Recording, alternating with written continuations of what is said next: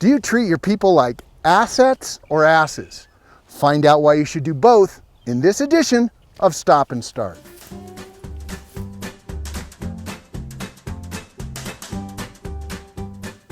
I like dogs. I can tolerate cats, but I'm more of a dog guy. Now, my bride Lori loves dogs and cats, and for that matter, all living things.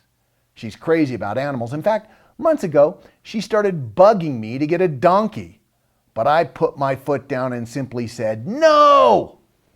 So we compromised, and now we have 3 miniature donkeys as pets.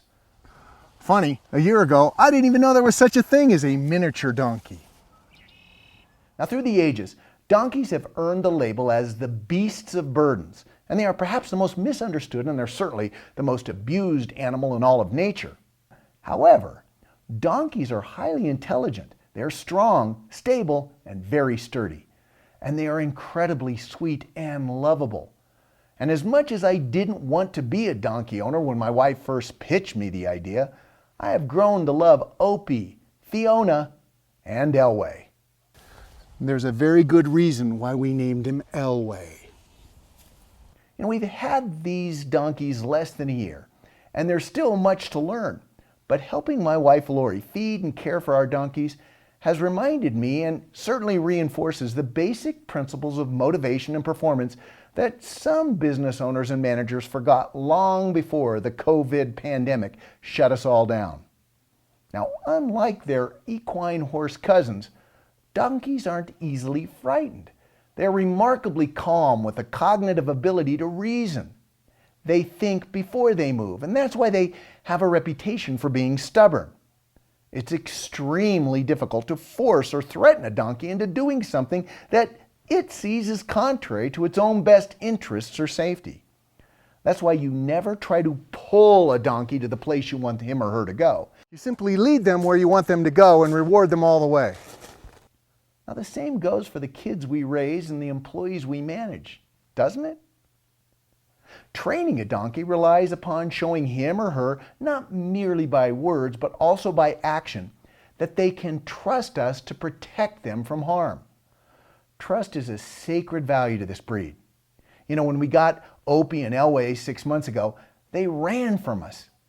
It took time for them to know that we were not a threat, and now they've bonded to us, and they're remarkably loyal. Now, we just got Fiona, and she's still skittish. And we know that it's going to take time to build a relationship with her, but in the long run, it'll be well worth it. Here you go, girl. There you go. There you go. Good girl. Good girl. With donkeys or humans, it's simple. Rules without a relationship will lead to rebellion. Now, lastly, donkeys are social creatures. So, like Lay's potato chips, you can't have just one. They crave companionship. But they don't discriminate. They'll be fine as long as there's a horse, a pig, a goat, or something to keep them company. When in a herd, donkeys always choose the strongest to be their leader, knowing that their leader will stay back in case of an attack by a predator and protect them, even if it means their own life is in jeopardy. Now, if COVID has taught us anything, it's that we all look to a leader in times of risk. Someone who values our safety even above their own. And people, like donkeys, are social creatures that long to be around each other. And we want a leader who will bring us together, make us part of something bigger, and who will have our backs no matter what. So now is the time to stop pulling and start leading by remaining calm, earning trust, not demanding it, and being courageous defenders of our people.